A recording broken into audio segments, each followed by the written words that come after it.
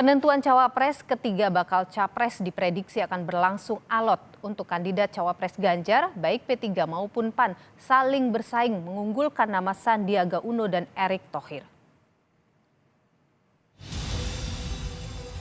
Partai Amanat Nasional yakin Erick Thohir akan diusung oleh salah satu dari dua bakal capres Prabowo Subianto atau Ganjar Pranowo. Sekjen P3 Arwani Tomafi akan bicara soal PD-nya PAN. Erick bakal dipilih jadi cawapres Ganjar.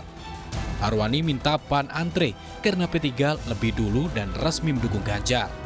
P3 juga mengklaim Sandiaga Uno jagoannya punya chemistry dengan Ganjar. Ya, kita ini harus membudayakan tradisi antri ya. Ya, kalau masuknya duluan P3 ya pantasnya P3 dulu gitu ya. Pak Sandi ini sudah jelas, tegas ya, mendukung dan siap mensukseskan Pak Ganjar. Gitu. Artinya dari sisi chemistry antara seorang capres dan cawapres itu sudah kelihatan sekali. Meski belum resmi berkoalisi ke bakal capres manapun, Wakil Ketua Umum PAN Yandri Susanto yakin Erick Thohir akan jadi pilihan Ganjar atau Prabowo. Menurut Yandri, elektabilitas Erick lebih tinggi daripada Sandi.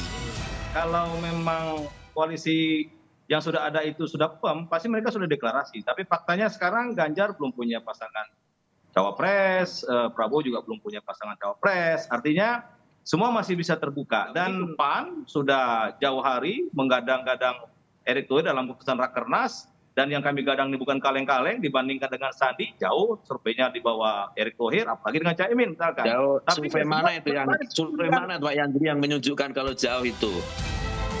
Analis politik Burhanuddin Muhtadi menilai penentuan cawapres akan alot sampai batas pendaftaran pasangan capres-cawapres Oktober mendatang. Tentu kita ke Ganjar. Oke, kalau gitu. Tapi Akhir Prabowo berdasarkan sumber datanya itu yang benar ya. Baik. Maksud saya, ada berapa survei yang mengunggulkan gitu. Pak Arwani, tanya Bang Burhan. Ya.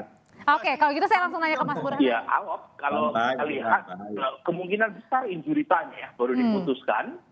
Karena kalau misalnya cawapres diputuskan segera, itu akan memicu satu pihak yang dipilih sebagai cawapres akan mengambil jarak atau bahkan pindah ke lain hati. Atau yang kedua, cawapres yang bersangkutan juga bisa akan dikuliti, ditelanjangi.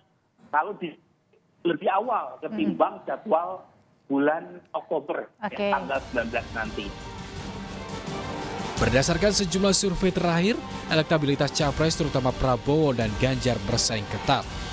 Elektabilitas cawapres jadi parameter penting untuk membantu mendongkrak suara elektoral di Pilpres. Tim Liputan, Kompas TV.